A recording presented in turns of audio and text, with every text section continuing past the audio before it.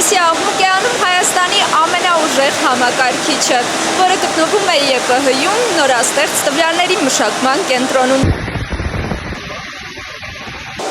Համալսարանում աշխատող գիտնականները հնարավորություն ունեն արդեն ավելի մեծ խնդիրների մասին մտածել։ Այս 3 սև արկղերը միասին մեծ գերհամակարգիչ են, իրանց մեջ կա 64 հատ NVIDIA-ի GPU։ Սա Հայաստանում երկրորդ, բայց ավելի մեծ հնարավորություններով սուպեր համակարգիչն է։ Ինչ կարելի է անել այս գերհզոր համակարգչով, եկեք պարզենք։ Սրանք ոնց որ ծառայելու են գիտական խնդիրների համար,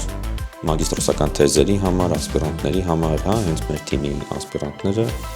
ակտիվորեն արդեն սա օգտագործում են։ Այս գերհամակարգչի նպատակը Հայաստանում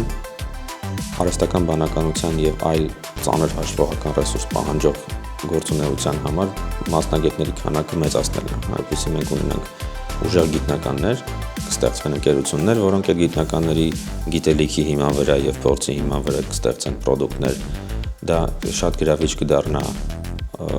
ամերիկյան կամ եվրոպական ընկերությունների համար, որոնք այդ տեսակ տաղանդի կարիք ունեն, Կենտրոնը ստեղծվել է 4 տարում եւ պետության վրա նստել է մոտ 5 միլիարդ դրամ, ստանալ նոր դեղեր, արբանյակներ ու ռոբոտներ։ Այստեղ հնարավոր է իրականություն դարձնել մեծ գաղափարներ։ Սրանք են շատ ունիկալ, որ սրանց միջոցով այս համակարգիչները իրար հետ կարողանում են կապվել ու խոսալ։ Սրանցից ամեն մեկը մի հատ մեծ համակարգիչ է։ 40 GPU հիմա մենակ մեր թիմը աշխատացնում է, վերցրել ենք, ասենք Facebook-ի, Meta ընկերության թողարկած ամենափոքր մոդելը, Llama-ի 1 միլիարդանոցը եւ դրան փորձել ենք քիմիա սովորացնել,